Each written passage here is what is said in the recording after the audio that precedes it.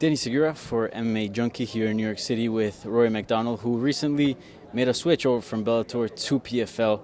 First of all, Rory, it's been already a few days since the announcement. How are you feeling now about the news and about everything, how it's played out in the last few days? I'm really excited, and it's been great so far working with PFL and the staff here. I'm feeling good energy and a warm welcome from them. So I'm looking forward to getting started.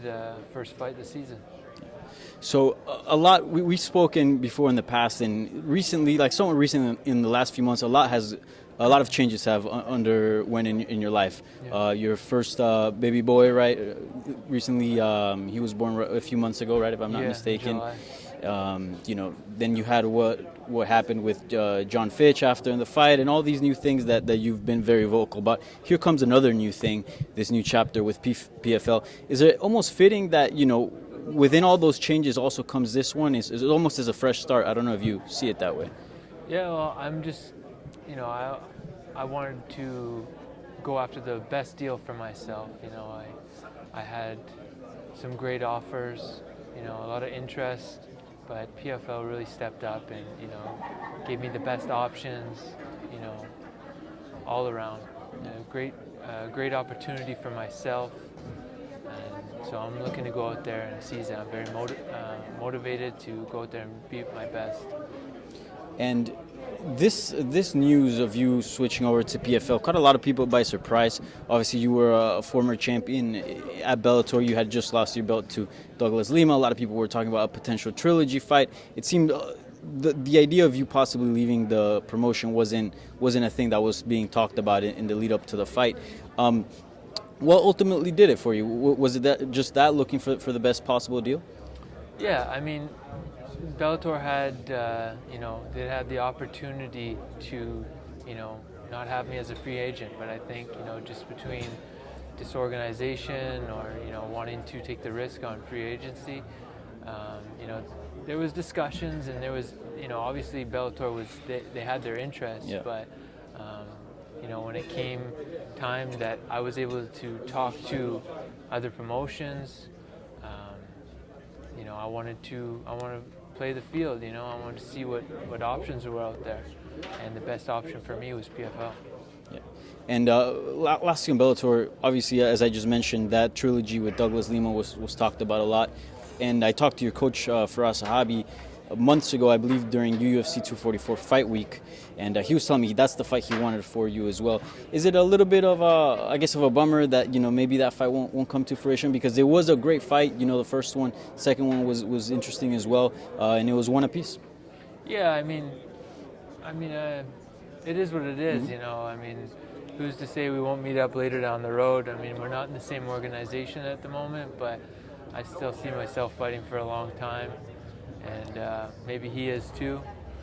You never know if our paths cross again, but I don't worry about it too much. It's competition. You want one, I want one. Yeah. C'est la vie, on to the next. Yeah, for sure.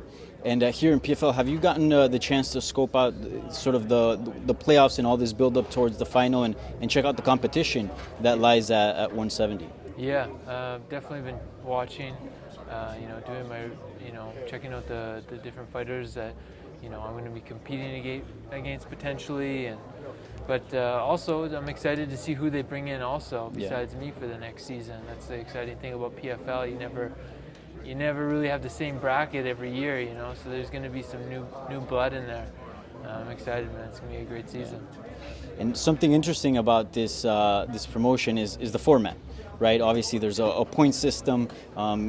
You basically, if you win, you get to the final. Yeah. This is the first time in your career that you experience something like this, right? It's a very unique style.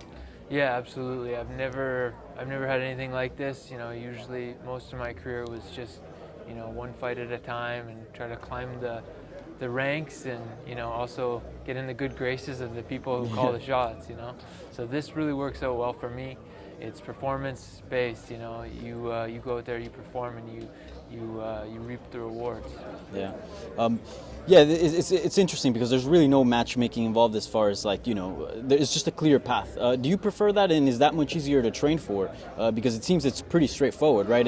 There's no guessing on what's coming next. Yeah, I think it gives fighters motivation, gives you something to stay hungry for. Yeah. When it's just one fight at a time and you're at the whims of another person's opinion about where you stand in the bracket, or you know, it's a lot is up to opinion that you can't control, or we can somewhat control our destiny in this, and go in there and do our best and fight hard as martial artists and get where we want to be, rather than, you know, the talk, building up a character, something like that. You could be genuine and just go out there and perform as a martial artist, what we got into the sport for. So that's really great for me. Yeah, and talk about a little bit about. I mean, the style is very interesting, but something that's also very interesting is sort of the points and all that. Have you gotten a chance to sort of look at the rules and see how everything works out? A bit. I'm still a little bit unclear on some of the regular season points, but for the most part, I have a good idea. As far as the activity, I know, for example, in Bellator, you experienced something where you fought John Fitch, and then I believe, like 6 or 7 weeks later, you were booked again to fight Lima Gracie. Yeah. So pretty quick turnaround.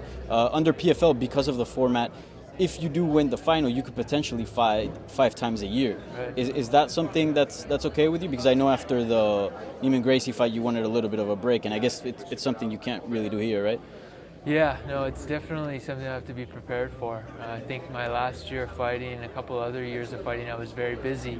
So it's something I've wanted to do because after my second fight with Robbie Lawler, I had a really bad nose injury, kept taking me out of fights, and I've had a lot of years in my career where I was benched, and I got 1 fight a year, sometimes 0, maybe 1 or 2, and I always craved being more active. So I think it comes at a really good time in my life to, just be in the cage more often, and it's something I crave to be active as a fighter. And you'll be competing at 170, right? 185? No, I'll be fighting at 170. Okay, cool. Yeah. And something also that's interesting is that you also get to fight twice in one night, and I know you've mentioned that before in the past, something that catches your attention. Yeah. Is it nice that you finally will have the opportunity to do that? Yeah. Like, I never would have thought that would have came in this day and age of MMA, but it's a great opportunity.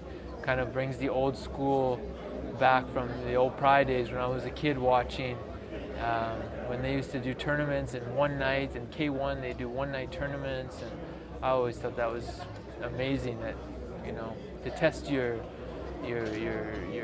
strength and your character. All right, and lastly, Rory, now that you closed that chapter out on Bellator, what was sort of your favorite memory at Bellator, if there's anything or any specific moment that you hold fondly? I really enjoyed my fight in London against Paul Daly. I went out there and I felt like I really performed. I came at my best, and it was a dominant fight for me. I enjoyed the whole experience being in London. It was really a great event. Obviously, winning the title against Lima in our first fight was a big thing for me also. Awesome, Roy. Well, I can't wait for this new chapter in your PFL career. Looking forward to the tournament and to that bracket. It just got a whole lot more interesting with you in it. So thank you so much for doing this, and best of luck. Appreciate it. Thank you.